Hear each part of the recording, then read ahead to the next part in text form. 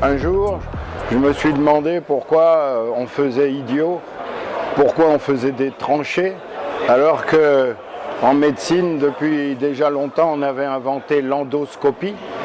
On passait par-dessous, on passait par le tuyau pour accéder à l'endroit du mal.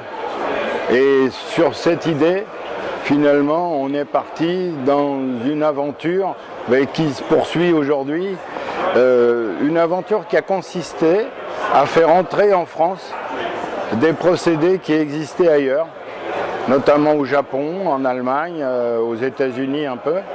On a vu qu'on pourrait très bien en faire autant. Et voilà, ça a commencé comme ça dans les années 87-88. Et en 90, on a décidé de créer la FSTT. C'était une branche française d'une organisation, d'un début d'organisation internationale. Et quel était le but?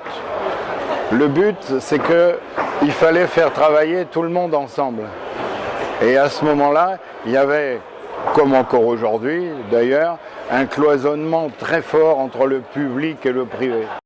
Et c'est sur cette conviction qu'on a monté la FSTT, c'est-à-dire réunir tous les acteurs, c'est-à-dire ceux qui font faire, les maîtres d'ouvrage, qui disent on va réparer, on va faire un tuyau.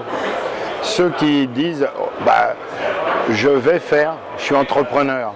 Et ceux qui disent attends, je te fais la machine et tu vas pouvoir faire par-dessous intelligemment, je construis la machine, voilà, ou d'autres qui fabriquent des produits, là on est plus dans la chimie par exemple, voilà. Et donc tous ces acteurs-là, ceux qui donnent l'ordre, ceux qui conçoivent la solution, ceux qui apportent les moyens, ceux qui font, tout le monde est bienvenu à la FSTT depuis le 4 juillet 90 où on a créé cette association, il y a donc 27 ans. Et aujourd'hui, c'est quand même de l'émotion même, mais beaucoup de plaisir de se dire que des centaines de personnes sont là.